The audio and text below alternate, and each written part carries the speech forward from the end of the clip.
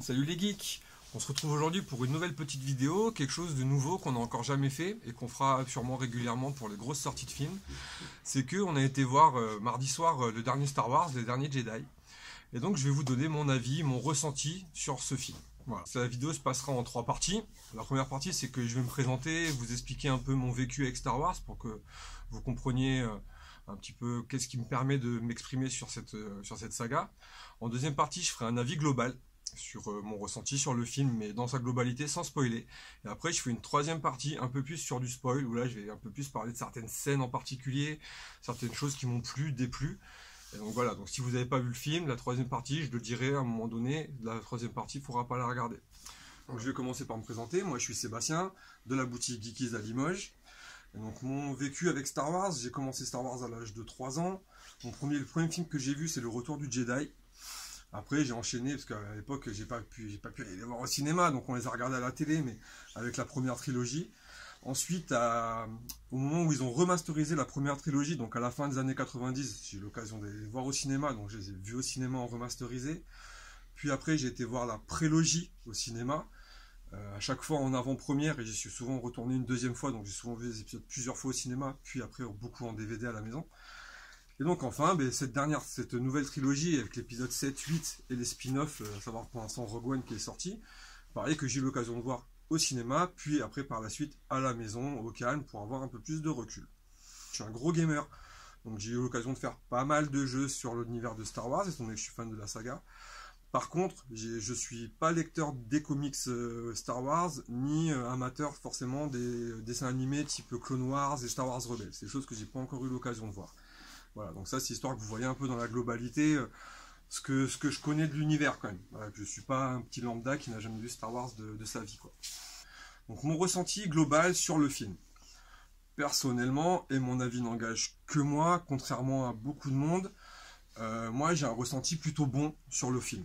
Voilà, je trouve que le film est graphiquement très très beau. Je trouve qu'ils ont un excellent directeur de la photographie sur ce film. En termes de scénario, moi j'ai bien aimé. Après, voilà, mon avis n'engage que moi, mais moi j'ai bien aimé. Le réalisateur nous promène autant que ses personnages. On s'implique un peu dans l'histoire. On a des fois des bonnes choses, des fois on a un ressenti un peu différent parce qu'on se fait un peu balader. Des fois on est un peu plus déçu par rapport à ce qui arrive. Donc on voyage nous aussi dans cet épisode comme les protagonistes. Les effets spéciaux sont toujours au top. Moi, peut-être le seul petit bémol que je mettrais pour l'instant, c'est qu'on n'a pas des vraies chorégraphies au sabre laser comme on a pu les voir dans les épisodes précédents, mais ça s'explique par rapport au scénario. Les personnages sont encore des débutants au sabre laser, la force est perdue, donc ils n'ont pas des vrais entraînements comme on a eu dans la prélogie où les mecs avaient des chorégraphies super stylées et tout. Mais voilà, dans l'ensemble, moi je trouve pas que ce soit un mauvais film. C'est pas le pire des épisodes de Star Wars, c'est pas le meilleur non plus. Mais voilà, il y a eu beaucoup de tollés sur les réseaux sociaux, sur YouTube, où voilà, les gens critiquent à fond cet épisode, surtout des puristes qui sont pas d'accord forcément sur le fait que ce soit un bon film. Mais malgré tout, moi je pense que c'est un bon film. On touche pas trop au code, on garde l'univers intact. Disney a cet esprit de vouloir faire table rase du passé. C'est dit dans le film, Kylo Ren le dit à un moment. C'est faire table rase du passé pour pouvoir partir sur quelque chose de nouveau, et je pense pas que ce soit une mauvaise chose. C'est bien, on a kiffé, on a eu une très bonne trilogie de base, une prélogie un peu plus mitigée, mais c'est bien qu'une nouvelle génération puisse se projeter dans cet univers et qu'ils puissent aussi adhérer à quelque chose. Ils ont des nouveaux codes, ils ont un nouveau vécu face au cinéma, face à la télévision et tout ça.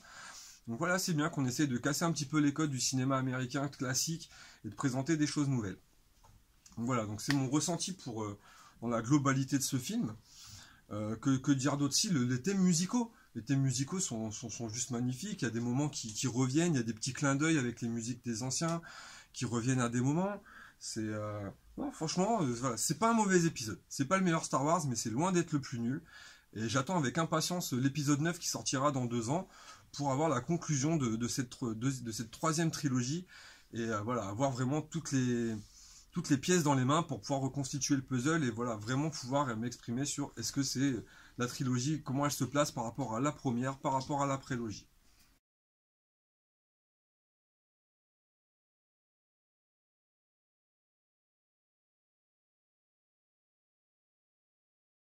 je vais rentrer dans la partie spoil.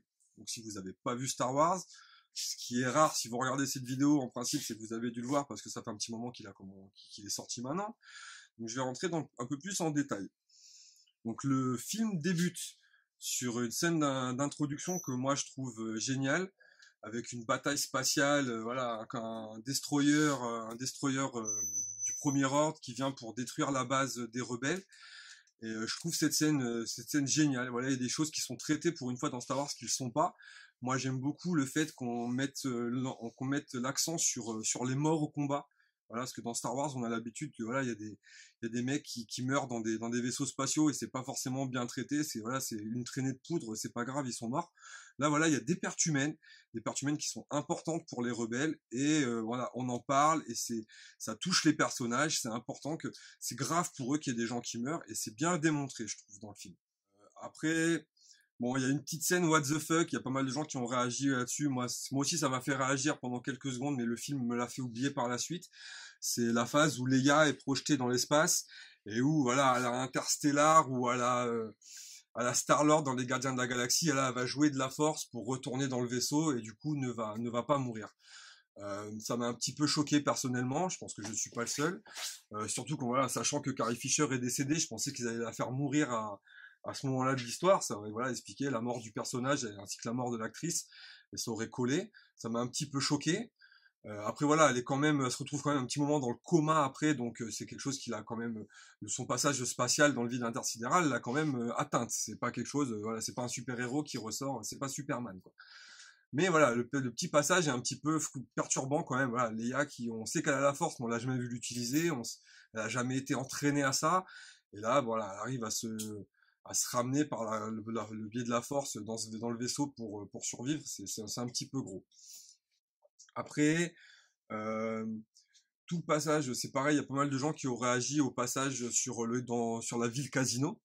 Voilà, à un moment donné dans l'histoire, Finn et le nouveau personnage qui a intronisé Rose vont mener une mission pour chercher un décrypteur de code pour circuiter les plans du nouvel ordre. Donc il y a plein de gens qui ont dit voilà, cette scène, tout ce passage ne sert à rien parce qu'au final il aboutit pas. Mais moi j'ai bien aimé personnellement justement ce concept de nous aussi en tant que spectateurs, on se projette avec ces personnages-là dans cette aventure et on y croit qu'ils vont réussir à trouver le décrypteur. Du reste, ils arrivent à trouver un décrypteur. Bon, qui malheureusement pour eux se joue d'eux et les trahit. Mais justement, nous aussi, en tant que spectateurs, on se sent trahi à ce moment-là de l'histoire. Et voilà, on rebondit, on est un peu, ça, ce que je disais un peu dans la partie no spoil, c'est que nous aussi, spectateurs, on est un petit peu baladés comme ça par le réalisateur à travers son histoire. Et voilà, on croit à des choses, à un moment donné, on est déçu. Et du coup, à des moments, ça réussit. Donc non, voilà, moi je trouve pas ce passage inutile comme beaucoup d'autres, à savoir en plus que c'est une petite info, une petite anecdote, on n'est pas encore sûr de ça, mais ce qui est sûr c'est que comment il s'appelle, Mark Hamill, donc l'acteur qui joue Luke Skywalker, voulait faire une performance CGI, donc CGI c'est les acteurs en motion capture qui sont après travaillés en synthèse, et donc Mark Hamill joue l'un des personnages qui apparaît dans cette scène du casino. On n'est pas encore sûr de savoir qui c'est. On se doute que c'est le petit personnage qu'on voit régulièrement qui essaye de qui prend BB-8 pour une machine à sous, et qu'on voit plusieurs fois, espèce de petit troll. On n'en est pas encore sûr, mais il n'a pas levé le voile sur le personnage qu'il joue, qu'il interprète. Mais donc voilà, donc il y a Mark Hamill aussi dans ce passage. Ensuite, c'est pareil, dans ce passage, il y a des passages qui sont magnifiques sur cette planète casino, notamment la course-poursuite avec alors je sais plus la race, ils le disent le nom, mais je me rappelle plus, ces espèces de grands chevaux à tête un peu humaine. C'est voilà, une course-poursuite au travers de la ville, ils détruisent une partie du casino, Rey et Finn détruisent une partie du casino avec ses bêtes. Et voilà, c'est réussi, la course-poursuite est dynamique, on s'ennuie pas. Merde, c'est ce qui ressort du film. Le film dure 2h30, mais on s'ennuie rarement, il y a très peu de longueur dans le film. Après, que dire de voilà, il y a pas mal de gens aussi qui ont réagi sur la phase de Luke Skywalker, où il se frotte l'épaule. Moi, je trouve là, c'est une petite phase de comédie qui dure quelques secondes et qui est intelligente. Quand on voit ce qui se passe après, qu'on s'en rend compte qu'en fait c'est une projection, en effet, il n'aura jamais une poussière sur lui. Il n'est même pas physiquement présent. Et il nargue du coup Kylo Ren, son ancien disciple.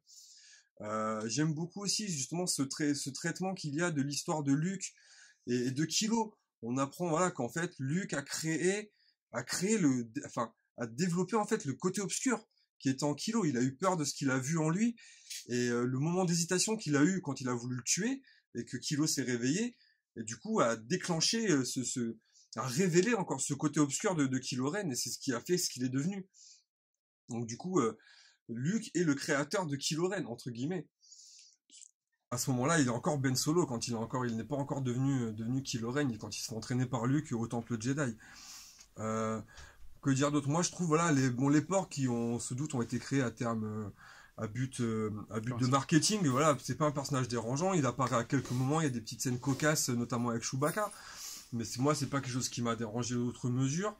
Je trouve le traitement de la bataille finale sur alors j'ai plus la planète minérale, juste magnifique, avec cette planète qui est couverte de sel et les speeders des héros qui décollent ce sel de la surface et qui révèlent son sol rouge. La scène est juste magique.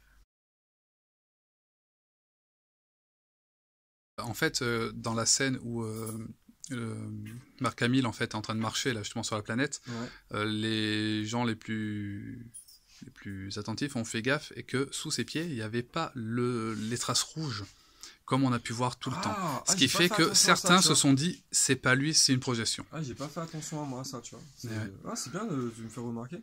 Du coup, c'est pareil, dans cette scène là où Luke arrive dans la mine, alors que la porte est fermée, on sait pas par où il est arrivé. C'est ce qui fait que Poe va se dire par où il est arrivé, ce type. Comment ça se fait qu'il est là? Il y a sûrement une deuxième sortie. Et du coup, sachant qu'après on découvre que c'est une projection, il est rentré par nulle part. Mais c'est quand même le facteur déclencheur de ce qui va donner l'idée aux rebelles de trouver une deuxième sortie. Moi, j'ai tiqué sur cette scène parce que je me suis dit, Luke s'est coupé les cheveux. Parce quand on le voit sur la planète sur laquelle il s'est exilé, il a les cheveux longs, là, il a une barbe fournie, et là il arrive, il a les cheveux plus courts, il paraît un petit peu plus jeune, il a son costume du retour du Jedi, un peu noir, un peu sombre et tout. Et c'est vrai qu'on se dit, ah c'est bizarre quand même, il y a quelque chose qui se passe. Mais voilà, jusqu'à ce que la révélation soit faite qu'en fait il n'est pas physiquement présent, on s'en doute pas, et c'est quand même très bien fait. Là, pareil, le moment où Finn tente à tout prix de détruire le canon bélier, et limite en se sacrifiant pour la cause. Et ça se voit qu'il a quelque chose à régler avec le nouvel ordre, ce personnage, dans cette scène. Cette scène est juste magnifique. Dernier moment où on lui dit non, il faut se replier, il enlève son casque, après il n'y a plus de dialogue, et on lit vraiment dans son regard l'intention d'en finir avec tout ça. Il a vraiment un compte à régler, il veut le régler. Et Rose qui l'intercepte pour au final lui sauver la vie. Et la réplique de Rose après, c'est juste quelque chose de super. Elle lui dit, au lieu de chercher tout le temps à détruire ce qu'on déteste, le but c'est quand même de chercher à protéger ce qu'on aime. Et c'est vrai. C'est vrai que c'est ça la rébellion à la base. À la base, la rébellion veut quand même protéger les peuples qui sont soumis au nouvel ordre et qui sont sous le coup de cette dictature. C'est pas qu'une bataille entre.